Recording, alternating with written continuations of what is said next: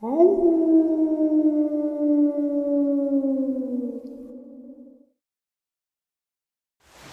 and salutations, everyone. I hope everyone is doing well today. Today I have an upload that the information that I'm going to share with you is some very powerful research proving that the government is hiding these attacks and everything else from the American population.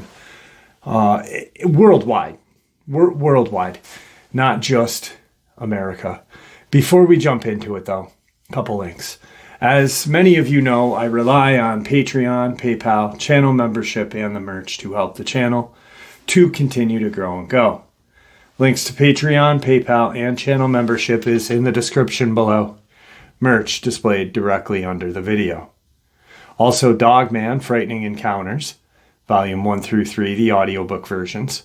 They were written and researched by Tom Lyons, narrated and produced by me, Jeff Nadolny. Those audiobooks are available on Audible, Amazon, and iTunes, links to which are also in the description as well. And finally, last but definitely not least, if you'd really like to help support the channel to continue to grow and go, simply subscribe. It does not cost a cent. Click the like button, takes half a second. If you don't want to miss out on any of the informative uploads that I put out daily, click that bell icon, and folks, please leave a comment. Why? Well, because all of these things really do help this channel to continue to grow and go. And yes, they definitely do matter.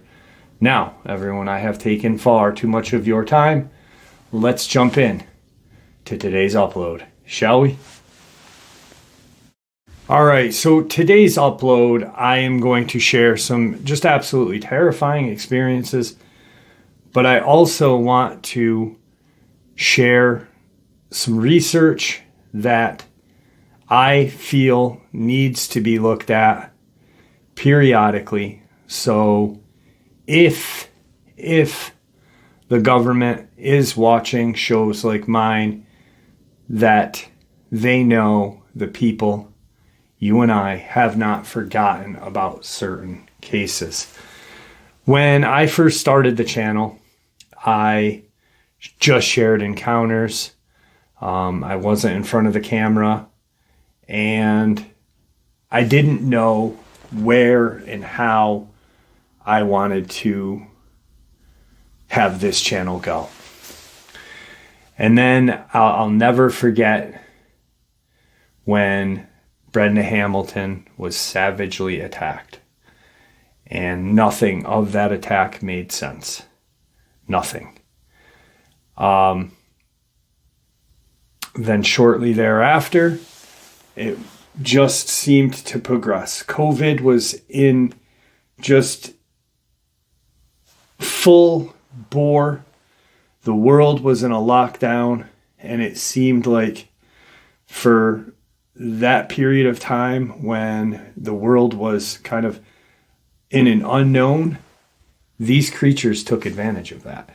And I really think that they do sense human despair, depression, addiction, and everything else, because they feed off of this anguish, like inorganic beings from alternate dimensions. And if you look into that, scientists have already proven that these beings called inorganic beings exist, and that they exist in an alternate dimension. That is nothing new. And they do, in fact, feed off of human emotion. If it sounds strange and science fiction like, Google it and look into it. I am not making that up. I wish I was. But these creatures just kind of went ham on the human population during that period of time. Corey Godsey, Dr. Nancy Shaw, and then right at the end, it was Tony Aarons and Amber Miller and a few other ones periodically, but they were the two at the end of it all that stuck out. And now there is periodic attacks like the one just a couple months back in Letcher County, Kentucky, which is 28 miles. This attack was 28 miles from where Corey Godsey was attacked. And almost looks and smells the same way. It is totally bizarre. During that period of time, I was interviewed by a person, an investigative reporter named Shawn Atwood. He, to me, is one of the best investigative reporters. He covers a lot of just crazy and deprived stuff, but he dives deep into it. And when he contacted me, it blew me away because I'd always been a fan of Shawn and his show. I knew of him and followed his career. But he said, Jeff, you have something here. Paul Pedersen Jr., who has researched the Pine Barrens and the Jersey Devil, said the same thing. And I'm like, I'm just sharing information that's out there. I'm not an expert. I'm not special. I'm just me. You know, I'm an idiot from upstate New York. I'm like everybody else in America, you know. Well, everybody else that's not an idiot. But, you know, like, I am not special. I just saw something that piqued my curiosity. And when I started to research these attacks, I compiled evidence. And I have that evidence right here. And Shawn said, please share some with me. So I broke it down into some states too. Like, right here is Tennessee, Georgia. First case, Dr. Nancy Shaw. Found dead on the side of the road. Dr. Nancy Shaw, 62, was found dead on the side of the road in the small town of Lyons, southeast of Atlanta, in the early hours of Thursday. Police officer patrolling the area found Dr. Nancy Shaw's abandoned car on the road with the engine still running and the driver's side door wide open. Authorities say she was killed by a pack of dogs that were seen roaming the area. Police have yet to reveal the extent of her injuries, but said they were consistent with an animal attack. The Georgia doctor had been found in a ditch after she was attacked and killed by a pack of dogs. That's in quotations. So this is, excuse me, this is what piqued my curiosity right here. Is, one, how did they know it was dogs, right? You know, it's kind of strange that immediately it's a pack of dogs. And then how they describe the whole incident.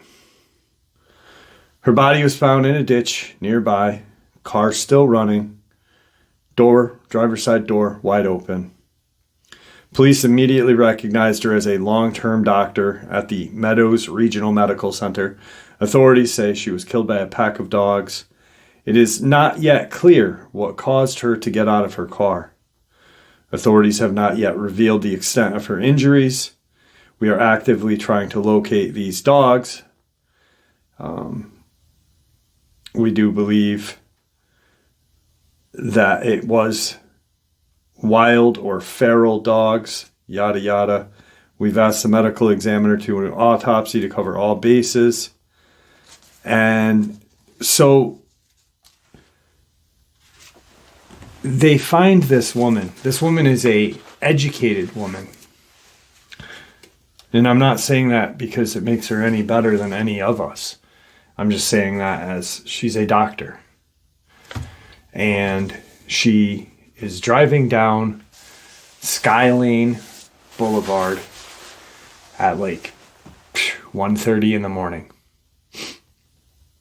She sees a pack of dogs on the side of the road, gets out of her car, pulls her car over, gets out of her car, and then is found savagely attacked in a ditch across the street from her car. Is anything of that make sense? No. None of that makes sense. Yet the government wanted that to be, and that was May of 2020. None of that makes any sense whatsoever. I don't know how or why they can even possibly say that makes sense. One of the strangest cases is, this right here is just a section or a piece of the information that I have compiled on Amber Miller and Tony Aarons. We'll jump into that momentarily. One of the strangest, though, and the one that got it all going for me, is this one right here. Brenda Hamilton.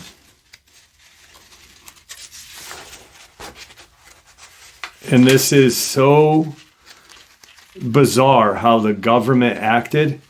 And it's amazing that her community didn't take that. They refused to lie down and let the state and federal government come in and act like nothing happened. Now, this Nancy Shaw case is pretty straightforward. None of it makes sense. This is a woman who works in a very prominent hospital in the area. Very intelligent woman. Yet she's going to get out of her car for a pack of dog. A pack of dog. No, what I think happened is they hunted her. Very similar to how Daniel, the ambulance driver, shared how those dogmen stalked and tried to get them separated and pulled over and this and that. Tactically. One was probably walking down the road or laid down in the road. She probably was like, something's up. It's a really large dog. It's not moving. I'm not going to hit it, but it's not moving. Let me check it out. Pulls over, and then the rest is history, unfortunately. This one is just straightforward, doesn't get any stranger than this. Brenda Hamilton, 77, was found shoulder deep in water in the roadside ditch, the victim of an animal attack. 3 days later, she would die, leaving people wondering what animal mauled her. She was attacked at about 5:30 in the morning, February 15th, while walking her dogs in Pentago County or community, which is 135 miles east of Raleigh. A family in the area told investigators they were awakened by their dogs barking by the road and investigated to find Hamilton lying in a ditch submerged up to her shoulders in water. Beaufort County Sheriff's Office said they received a 911 call at 5:47 a.m. Beaufort County EMS and paramedics arrived to find Hamilton suffering from severe injuries to her head, arms, as a result of the attack. A considerable amount of blood was found on the road, leading investigators to where Hamilton was found in this ditch, according to the police press release. Indicated that she had been attacked in the road and crawled or drug to the ditch. So she was attacked and she either crawled or was drugged by something to that ditch. The dragging sounds a little more feasible, especially after you hear what else. Brenda was transported to the local hospital but succumbed to her injuries 3 days later without regaining consciousness. The initial suspicion fell upon Hamilton's 2 dogs that she walked with. To no one's surprise, Hamilton's DNA was found on the dogs, but they showed no sign of aggression when police and EMS arrived on the scene. Samples of 14 local area pets were taken and none matched any of the samples taken from her body. 49 different DNA tests were done and did determine, though, that at least part of what attacked her is a dog or canine, but was ultimately inconclusive as it could be any type of canine, from domestic, coyote, wolf, or something possibly more exotic. Western Carolina science teacher Maureen Hickman told commissioners the animal may have been a hybrid offspring of a dog or coyote or dog and wolf, WCTI reports. Investigating the area, investigators found some wet footprints in the road, but they were likely from the 2 dogs that were found at the scene.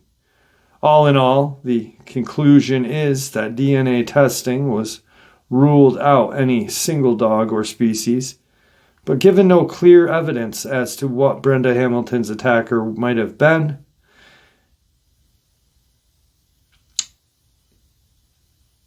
in addition to all of this, bite marks could not be this right here. Bite marks could not be matched.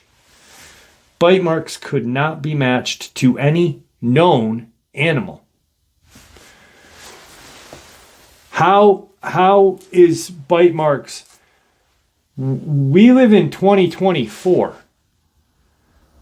DNA testing, like crimes that happened 30 years ago are getting solved on a daily basis now because of DNA and science. Yet, you can't identify these bite marks because they are from an unknown animal? Huh. Okay. Very interesting. Even the number of teeth did not match normal canine. In the wake of the attack on Hamilton and the lack of the culprit, friends and neighbors are looking to blame a black panther for the attack. Hamilton's cousin says she believes the animal responsible is a cougar because she saw one outside of her house a few weeks before or after the attack. I was just in awe, and it just never looked at me, just a gaze, jet black, longest tail I could imagine. It was unimaginable, says Hamilton's cousin. Ollie Allen, officials keep insisting that there are no cougar or black panther in North Carolina. And also, the bite marks do not match up to the attack, the marks on Hamilton. And also, the DNA, the DNA was not feline. It was an unknown canine. So, therefore, it couldn't be a black panther or a cougar, whatever, they're the same animal. But, I mean, yes, the family and friends are trying to find a culprit, but by saying I believe it's a cougar, and then the media just right here saying it was canine DNA but unknown. They don't match up to anything we've ever seen. Canine, anything. Unknown animal. No known animal. I mean, it doesn't get any straighter than that. Yet they still want to put that in this article. Why? Because this is one of the things that I look for is inconsistencies. You've just told us that it doesn't match any known animal known to our science. Yet the DNA is partially canine. But because her family thinks, oh, it's a cougar, let's put that in. Even though we are pretty much backtracking on everything we said. But by her family members saying it, Joe Public will possibly forget about or agree. Oh, her family thinks. No offense to the family. I'm not saying anything, but I'm saying the family believes it's a cougar. Then it must be. Then it really must be, you know. But science is quite clear that it's not.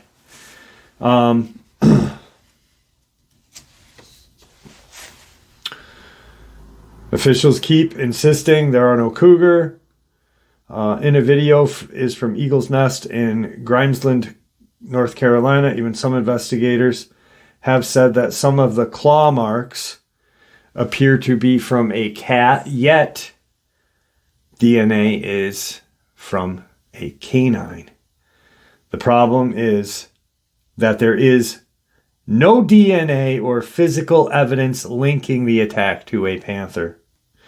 In addition to this, panthers rarely attack people. In my experience, a cougar or panther would be far more likely to have attacked the dogs that were with her rather than Brenda.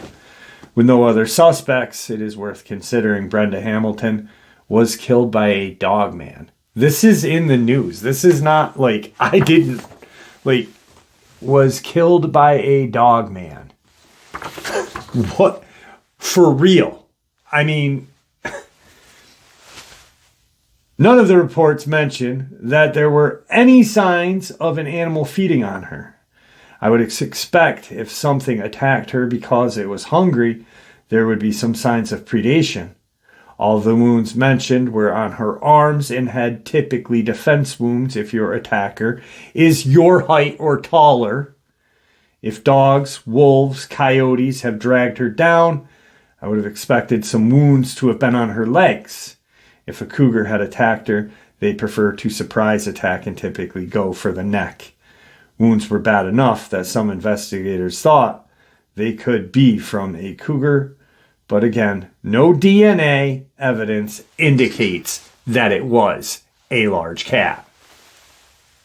Now, this is where the information from the community, they start to push back at the government and the investigators because, well, for a couple years now, there are investigators in this small community. There are no answers. Parents are afraid to let their kids outside. People are afraid to even walk in their backyards or front yards or whatever. And there are no answers except BS. Like in every other case that I have, the community didn't fall for the BS. And they let the government know, hey, we ain't falling for this.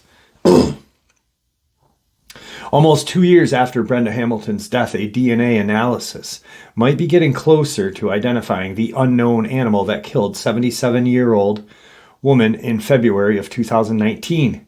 Ginger Clark, a DNA analysis at the University of Florida, William R. Maples Center for Forensic Medicine, has been trying to analyze and run diagnostic tests on the evidence found at the scene of Hamilton's death since June. Prior to that, Western Carolina University biologists and Microtrace LLC analyzed the evidence, but those groups could not determine whether a wild or domesticated animal was responsible. In the months since they took the case, Florida team has discovered new DNA that could prove helpful in identifying the animal. So, which to me, there still isn't. any definitive proof. And now we are 5 years later. But I'm going to share this with you. It appears to me that there is evidence of another dog or dogs, Clark said November 12th. Email that Beaufort County Manager Brian Alligood read aloud during Beaufort County Commissioners meeting on Monday. Alerted to the scene by their 2 barking dogs, Hamilton's neighbors found her in a ditch submerged up to her shoulders near her home. She was suffering from severe injuries when they found her. Hamilton, who was a teacher at Pongo Christian Academy, died at Vidant Health Center 3 days later. Investigators found minimal physical evidence at the scene of the attack. The evidence included a flashlight Hamilton had been carrying, as well as a dead nutria found near her body. So there was a dead nutria, which is kind of like a rodent, a large kind of rodent. And I think what happened is Brenda Hamilton was walking her dogs. She has her flashlight walking. A Dogman is now hunted this nutria down and is eating it. Startles the creature. The dogs start barking. In kind of a frenzy, the Dogman attacks her. I mean, like in this beginning part of this, the attacks all indicate that she was fighting upward. She was fighting something from up above coming down at her. Most of the evidence was lost in the water, according to authorities. The dogs that drew attention to Hamilton's body were known to accompany Hamilton on their morning walks. Those dogs were quarantined and observed by investigators for 10 days following the attack, and they had been eventually ruled out as not dangerous. Investigators found bone fragments in one stool sample taken by the dog and possible human hair in another. Samples from the flashlight did not match any of the known dogs. Clark told Alligood the samples were blood flakes from the lens and hood of the flashlight, as well as from the thread which screws into the base of the flashlight. I'm still analyzing data, but I'm still inclined to believe that there is an unknown animal involved. Previous investigators had conducted neighborhood sweeps in which they took DNA samples from 14 dogs near the attack. Clark's team in Florida is running samples from the neighborhood sweep against the new samples discovered at the scene. Beaufort County Sheriff's Office is waiting to receive those results. It could be that one of those neighborhood dogs, they were the dogs that the investigators called up into the sweep of DNA because they were running against that, Alligood said. Or it could be a brand new dog altogether that we don't have DNA samples of and do not know. But Clark seems to indicate that based on the results, there is an unknown creature that they don't know of yet. But, the media has to keep tossing in that everyone thinks it's a dog, but that's not true. So, this is where the public says, give us some answers or get the hell out of our town.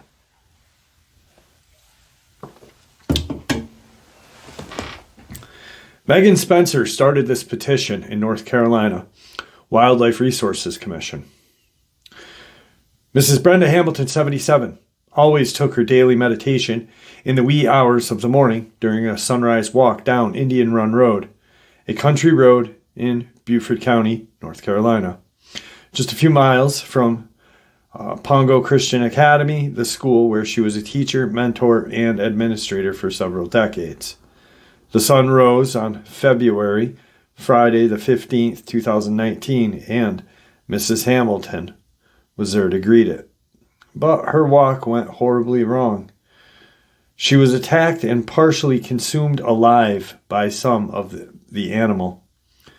Neighbors found her in a ditch with freshly killed rodent nearby. 2 days later, she sadly succumbed to her injuries. Do you hear how savage that is? Like, she was attacked and partially consumed alive. This is not the news. This is the article that the woman who lives in the area wrote, or the petition. Since that time, no definitive information has been released concerning what animal or animals were responsible for her death, and the investigation has been closed. Those in the community, especially her family and school, believe there is something that's not being said. We want answers. This is a crisis situation. Therefore, state, federal, and local officials should act accordingly. Public meetings in the local area be held within 30 days and publicized according to the Sunshine Laws to allow citizens to voice concerns about their safety, ask questions, and offer information. Full disclosure of all parties involved in the investigation, including state and federal agencies, first responders, medical examiners, and those who have collected the DNA evidence. Thank you. To all of those involved. All agencies involved and identified in the investigation be represented at local meetings and able to answer questions. So if you are in our town, come to our meetings, tell us your name, tell us who you are, and tell us what you have found. Full disclosure of laboratory name and technician that has performed the DNA testing. Full disclosure of physical DNA test results. Warnings be posted to indicate danger. Right after Mrs. Hamilton passed away, Beaufort County Sheriff's Office confirmed that DNA testing showed the animal to be canine, but that further testing needed to be done. 2 dogs from the neighborhood, whom Mrs. Hamilton was familiar with, were quarantined but released through DNA testing. Every dog in the vicinity has been tested, but all cleared. So every dog in the vicinity has been tested and cleared. The family waits patiently to hear more. Finally, May 2nd, local news station reports that the investigation has been closed in a small town where families are on a first-name basis with law enforcement. Seeing this news on TV, especially with no answers, hurts all the more. This less stellar investigation of a horrific event in a small eastern North Carolina town has left questions. Now, these are the questions the townsfolk are asking and have the right to know. Megan, who wrote the petition, I mean, she did a really great job, about the crisis situation, public meetings, full disclosure, agencies involved, this and that. These are the questions that they wanted answered, and they didn't get answered either. Why was the investigation so short-lived? Why were officials so quick to dismiss the magnitude a sweet old lady got mauled and killed? Why was there no attack animal named? Why were local people not involved? And why were there accounts of investigators not taken into consideration?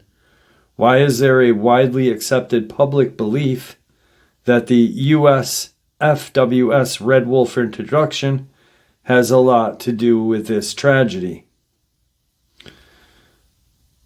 Well, because, and I'm not arguing with the woman because it's a valid question, but she could have, it's answered. She was fighting upward. A red wolf is not as tall as Nancy Shaw was. And like science said, if it were a larger canine quadruped, there would be bite wounds on her legs to get her down.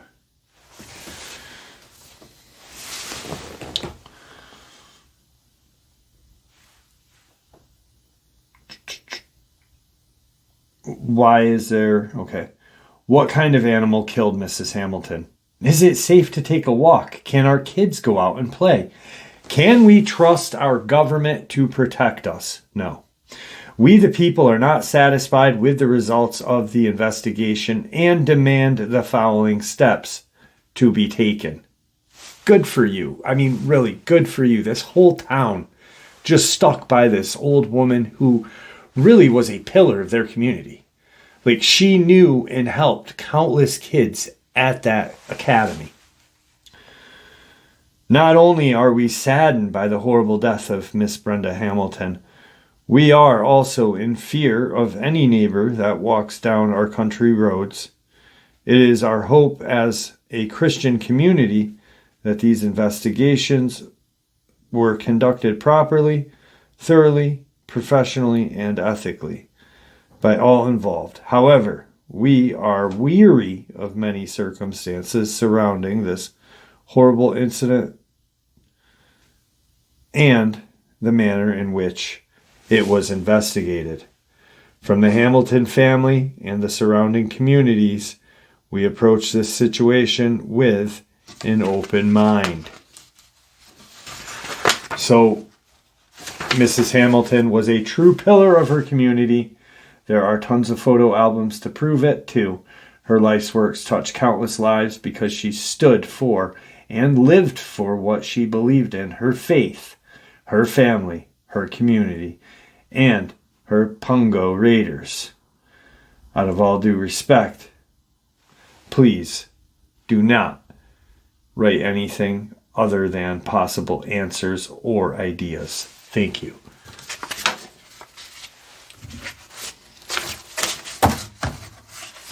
So, I don't know how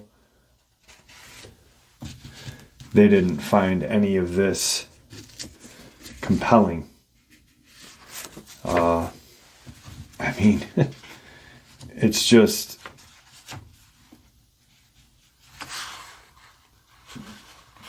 To me, it's just amazing, you know? Like, you have... And my question is how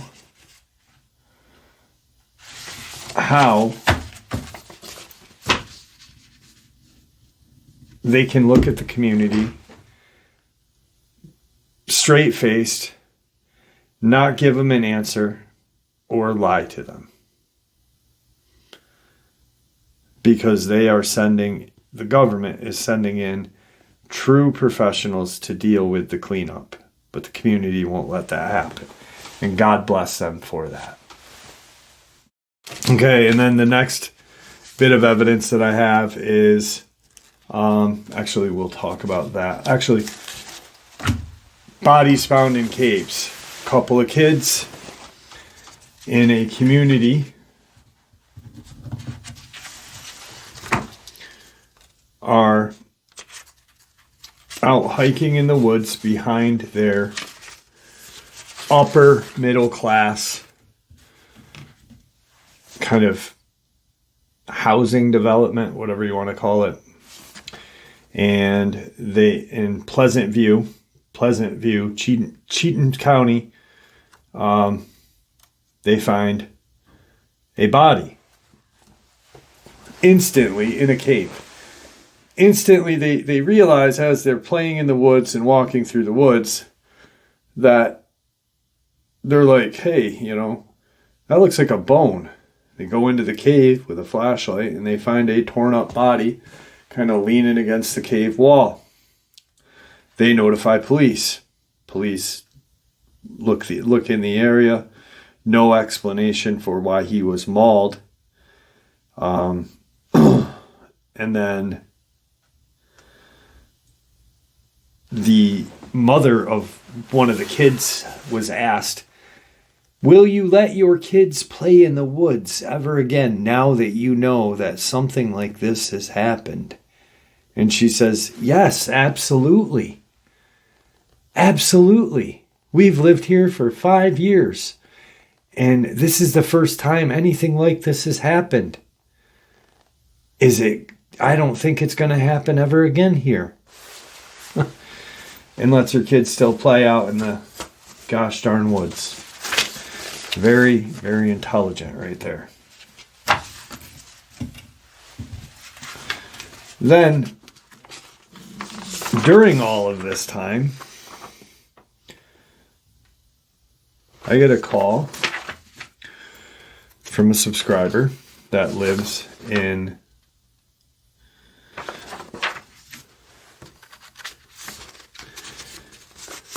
an area of Tennessee, and there is another savage attack in Tellico. Now, this one is absolutely BS, and you will see exactly why.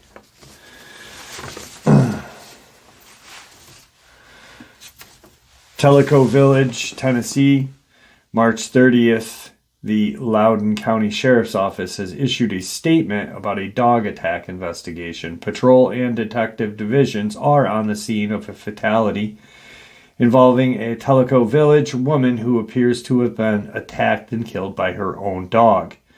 Witnesses reported seeing the dog. Witnesses report seeing the dog attack the woman. When deputies respond, they found a large black dog standing over the woman. A deputy was forced to shoot and kill the dog in order to aid the victim. The victim was only identified as the local Tellico Village woman. She was pronounced dead at the scene by paramedics. Her body was transported to the Knox County Regional Forensic Center for the autopsy. The deceased canine was taken to the University of Tennessee Veterinary College for a necropsy. WVLT reports that evening that LCSO spokesperson Matt Fagina said a large black dog was walking in a black shepherd, whatever. Hang on. WVLT reports later that evening, the LCSO spokesperson, Matt Fagina, said a large black dog was a shepherd breed that was trained as a personal protection dog. So her personal protection dog attacked her.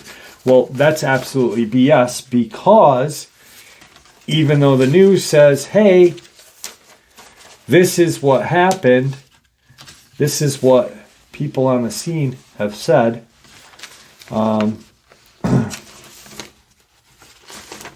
that is not what occurred, because a subscriber that contacted me about this attack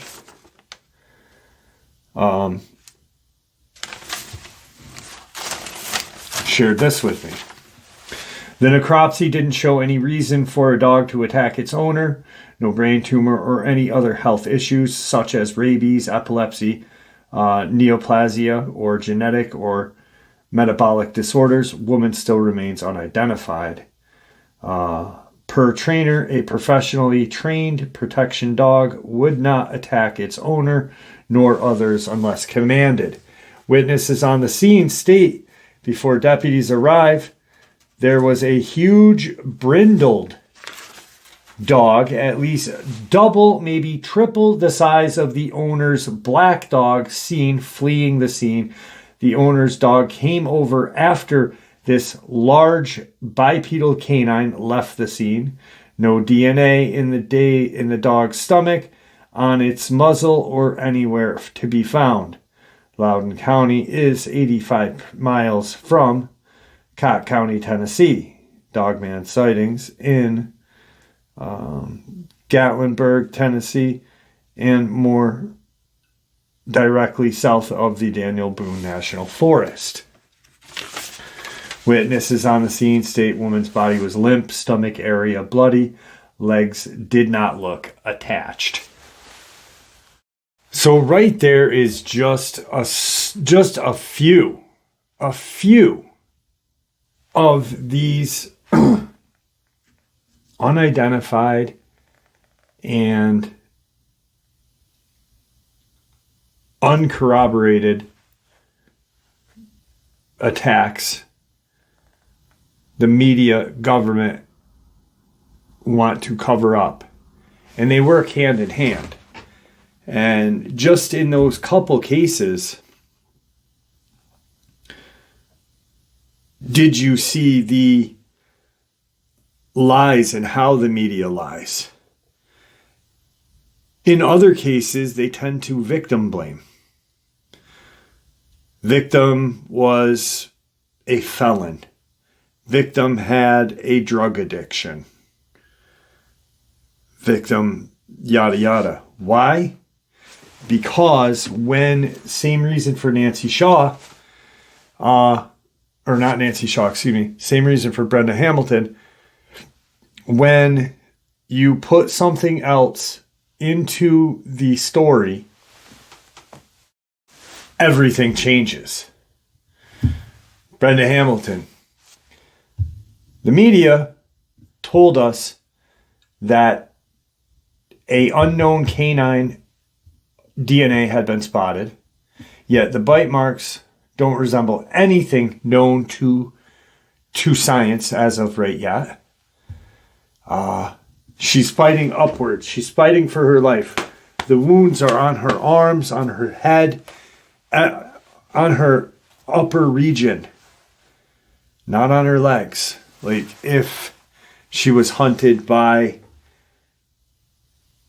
even a large feral dog could not do that, without biting her in the legs and bringing her to its level. Same way with a panther. It's going to try to bring you down. It's going to get you to where it feels it is, being intimidated. At first, it's going to run.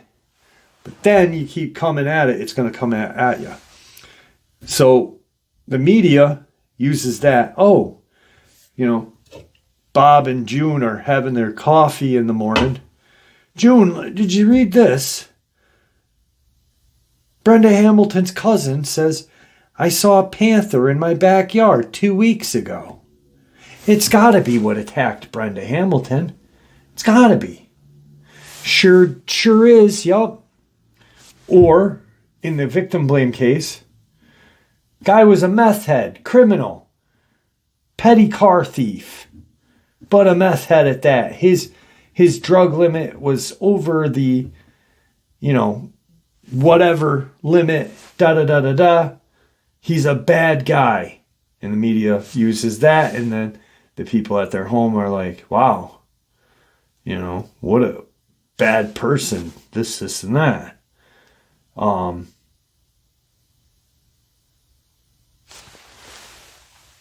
And like Brenda Hamilton's cousin, the media shared that to get Joe Public's view off of it. They then, with like Tony Aarons, Amber Miller, say, hey, meth is a contributing factor. Or, meth is a contributing factor, or they concentrate on the amount of meth in their system and their brushes with the law. Why? Because then the media has portrayed these victims as bad people, and the public will say, well, you know what? They were meth heads. They deserved it. They were criminals. They deserved it. Nancy, me and you, we ain't, criminals. We aren't meth heads. We're just people. They are the, that's the reason why they got attacked, because they're freaking drug addict criminals. No, they're victims. Anyway, we just skimmed a little bit of the surface. I hope you all enjoyed today's upload as much as I enjoyed sharing it with you, and I'd like to thank you all for supporting the channel. It is, after all, your support that keeps this channel growing and going, and honestly what gives us all a place and a chance to share our experiences and theories judgment-free.